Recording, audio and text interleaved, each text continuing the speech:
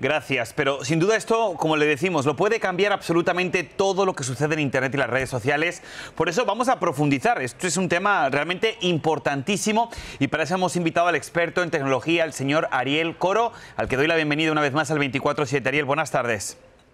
Buenas tardes, un gusto estar por acá. Pues Ariel, sin duda, este es un tema que ha preocupado a muchos desde hace años y esta es la pregunta del millón y es la pregunta que le estamos haciendo. Ariel, ¿deberían las compañías de Internet y redes sociales ser de alguna manera responsables del contenido que las personas suben a sus plataformas?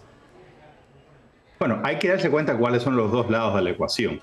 Hay personas que dicen que sí, que tienen que tener más responsabilidad para moderar el contenido que se publica en sus plataformas y de esa manera prevenir la difusión de contenido que sea perjudicial, que sea peligroso, ilegal.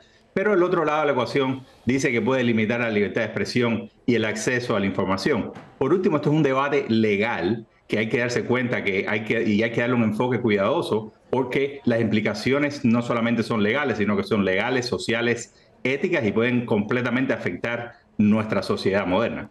Ahora, pero aquí, Ariel, muchas personas están hablando de que quizá podría sopesar esto con el derecho de la libertad de expresión. ¿Cómo lo ves tú?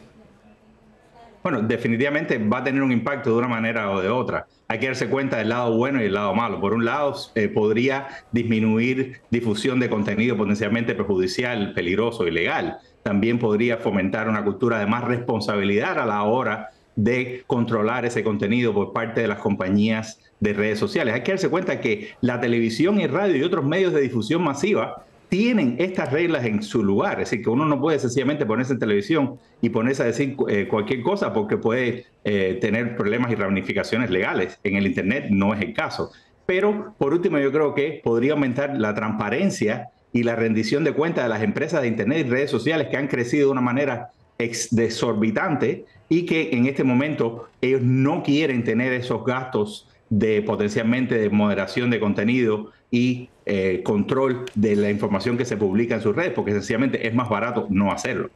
Y aparte, Ariel, has tocado un tema que yo te agradezco enormemente que hayas abierto este melón y es verdad la vara de medir en cuanto a dos medios de comunicación diferentes. Uno es la Internet y el otro es la televisión. Aquí, obviamente, los canales somos responsables de todo y absolutamente lo que vamos a decir como presentadores, como periodistas. Así que también muchas personas, en este caso tú lo estás sacando, también ¿por qué entonces no se va a hacer lo mismo con otro medio de comunicación que también tiene el mismo poder hoy en día, que es el Internet?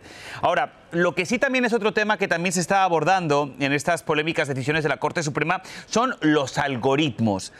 Aquí se está hablando incluso de que si las plataformas, aunque no sean responsables del contenido, pero podrían llegar a ser legalmente imputables si sus algoritmos están promoviendo contenido inapropiado o peligroso. Bueno, hay que darse cuenta que la justificación del algoritmo es el cuento más viejo de la historia del Internet.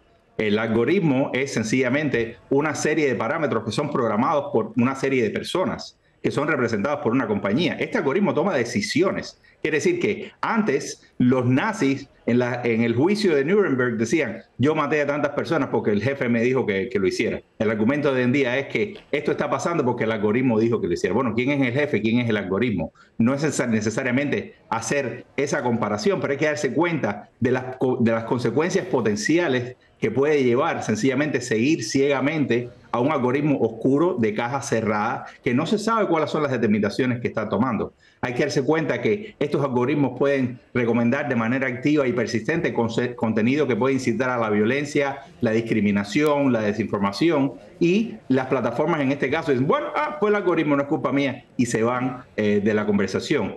Al final hay que darse cuenta de que potencialmente estas compañías tienen que no solo ser más cuidadosas, sino que ser potencialmente responsables por el papel que desempeñan sus algoritmos en la promoción de contenido. Es muy interesante, sin duda, lo que estás diciendo. Vamos a ponernos en el caso de que la Corte Suprema, cuando emita sus decisiones, se ponga a favor de estos demandantes, de estos dos demandantes. ¿Cuáles serían entonces las repercusiones para estas compañías tecnológicas y de redes sociales? ¿Qué tendrían que hacer a partir de ahora en el caso de que la Corte Suprema le dé la razón tanto a la familia de Noemí como a la otra historia del muchacho que hizo la página falsa de la policía? Bueno, entre otras cosas, hay que darse cuenta que la eliminación de la sección 230 no significa de que todas las compañías de tecnología y las redes sociales sean 100% responsables de todo el contenido que es publicado en sus plataformas. Esta sección simplemente significaría que estas empresas tendrían que asumir una mayor responsabilidad por el contenido generado por los usuarios. Y como dije anteriormente, ya esto es una cosa que pasa hoy en día con el radio y con la televisión. Quiere decir que tendrían mayor responsabilidad legal, tendrían mayores costos y carga financiera a la hora de moderar el contenido y definitivamente tendrían que o potencialmente o abrir los algoritmos o tener mucha mayor capacidad de observar lo que está pasando, porque en este momento sencillamente se limpian las manos. Sin duda esto daría más responsabilidad también, pero quizás sea una buena forma para acabar con la información falsa que circula en las redes sociales. Habría que ver si realmente empresas tan grandes como por ejemplo el grupo Meta o el grupo Twitter estaría tan de acuerdo en publicar este tipo de informaciones sin verificar, teniendo en cuenta que quizá después pueden ser responsables delante de un juicio, ¿no? Claro, y eso los hace a ellos crear distintas barreras para lograr, y lo están tratando de hacer hasta cierto punto, pero hay que darse cuenta que esto tiene que ser un proceso lo más transparente posible. Cuando estas compañías, el éxito que tienen es en tener esos métodos y esos algoritmos detrás de una caja negra cerrada que nadie sabe lo que está pasando. Ahora, Ariel, para terminar, sí me gustaría enfocarme un poquito más en las posibles consecuencias que pueda suponer esto. ¿Quién crees que en este caso saldría más beneficiado de esta decisión de la Corte Suprema si se pone a favor de los demandantes?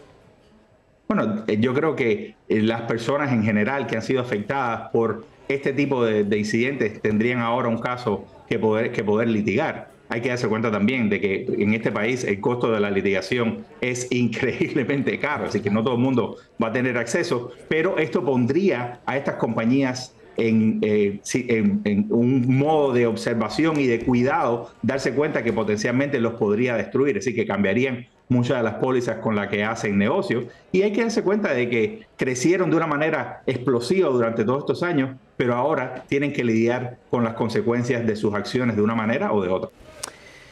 Bien, pues Ariel Coro, experto en tecnología, muchísimas gracias por haberse conectado con nosotros aquí en el 24/7 con algo que, como bien estamos anunciando, puede cambiar absolutamente el presente y el futuro de las redes sociales y de la Internet. Gracias por tu tiempo.